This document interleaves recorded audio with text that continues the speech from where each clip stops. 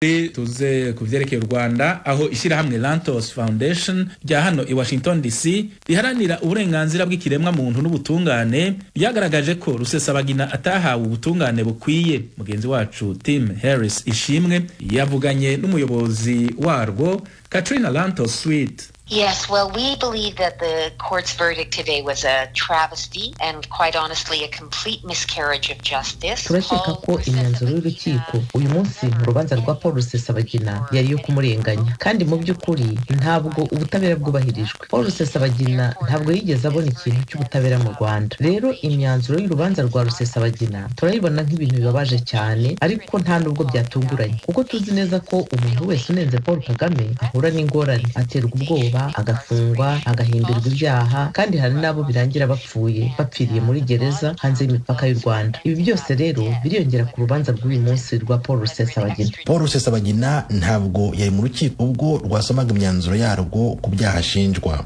Niki utekereza ko gikwiye gukorwa nyuma y'uko yakunze kumvikana avuga ko nta butabera azabona? Well, I think what needs to be done, and this is where I am quite critical of the United States government, the Belgian government, and other countries in general. My country, the United States, gukorwa ari naho nahera nenga leta y'Amerika n'igihugu cy'Ububiligi n'ibindi bihugu muri rusange. Igihugu cyanjye cy'Amerika gikeneye guhaguruka kikagira ikintu kizima gikwiye gukora ku muntu w'intwari ku rwego mpuzamahanga. Leta y'Amerika ikwiye gusaba ko Paul Rusesabagina arekurwa mu buryo bweruye, igakoresha imbaraga zose ifite ishimangira ko leta y'u Rwanda ikora ibikwiye ikarekura Paul Rusesabagina. Bashobora kubikora binyuze mu nzira zitandukanye zirimo n'ubutabazi. Rusesabagina afite imyaka 66 kandi ni umuntu ufite indwara nyinshi abana nazo. Bashobora kubikora mu nzira iyo ari yo yose, ariko ni ibintu by'ingenzi cyane ko Paul Rusesabagina arekurwa. Hariho abantu bake cyane bagize ubutwari bwo guhagarara bakarengera abantu b'inzirakarengane mu bwoko bw'Abatutsi bapfaga hamwe n'Abahutu baguye muri ariya mahano ndengakamere yabaye muri kiriya gihugu. Paul Rusesabagina ni umwe muri abo bantu bake bahagurutse bakarengera abo bantu, ariko nubwo yabikoze yabikoreye mu gihugu aho umuntu adashobora kunenga ibitagenda. Ariyo mpamvu na Paul Rusesabagina ari hariya. Araho uvuze ko ari intware mu gihe leta y'u Rwanda yo imufata nk'umuntu ukora ibikorwa by'iterabwoba.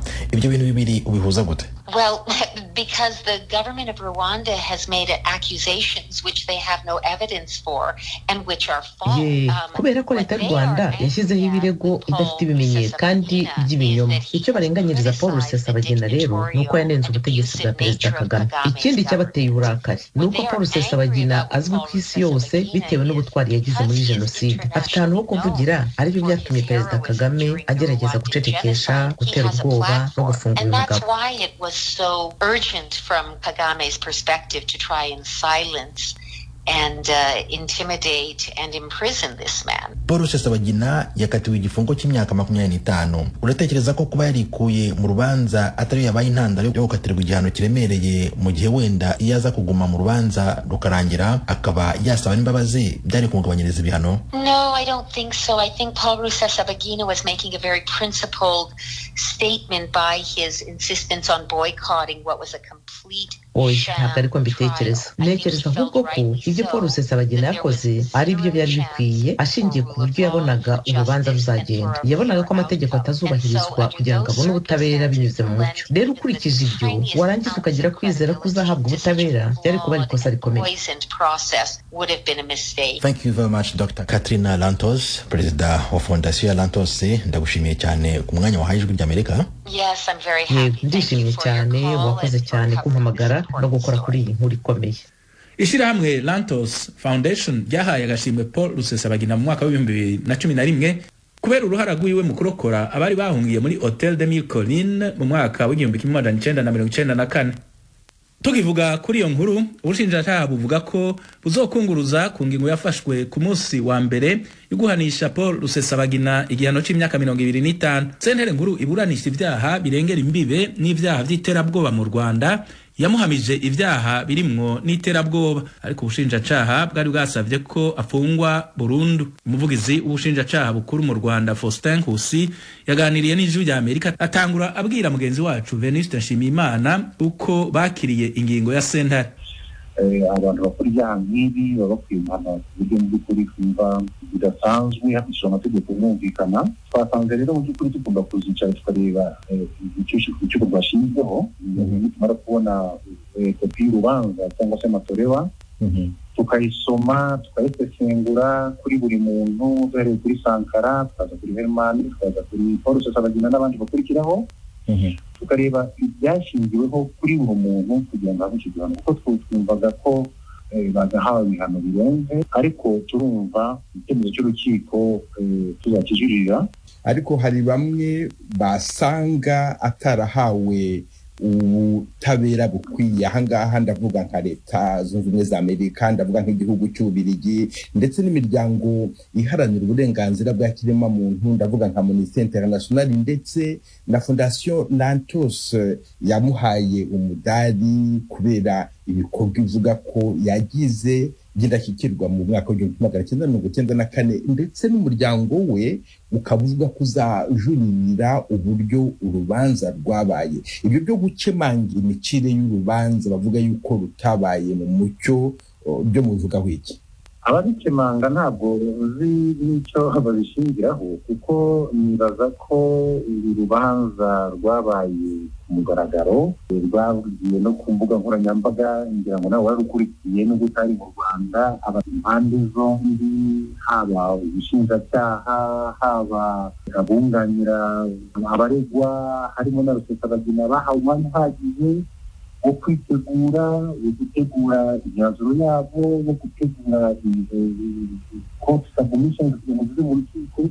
Numva ko ababivuga bafite ibyabo wenda ntagarukaho, ariko mu by'ukuri bavuga ntabwo ari byo nta n'ikingiro bifite, cyane ko wenda hariho navuze bimwe ubwabyo bivuzemo Amerika, ngira ngo niba Ububiligi, ariko nakwibutsa ko nanone ngira ngo ibihugu ubwabyo aribyo byagiye bikora no mu Rwanda, nk'uko muri Amerika ubwayo yohereje abantu baza kuburanira mu rukiko rwa rero baziciye urubanza.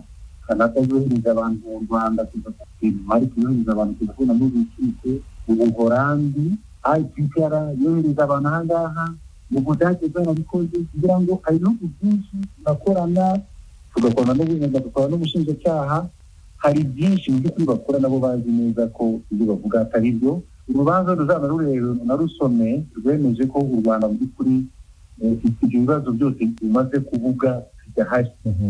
Kandi urukiko rurigenga, mu by'ukuri urukiko rurigenga rwafashe umwanya uhagije gusesengura ibyaha byarezwe abantu, uriko bisesengura.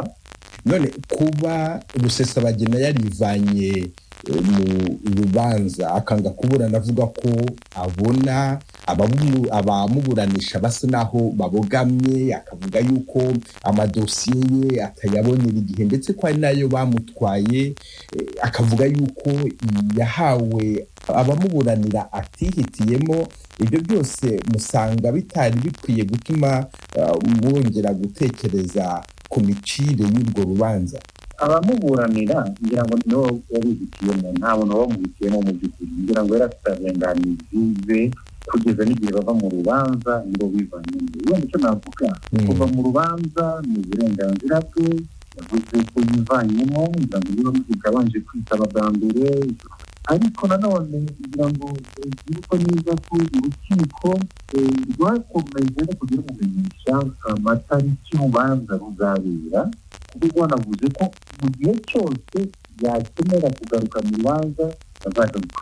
Paul Rusesabagina abaye umwenegihugu w'Ububiligi wa kabiri ukatiwe n'urukiko rwo mu Rwanda agafungwa. Uwa mbere yari Padiri Tonisi.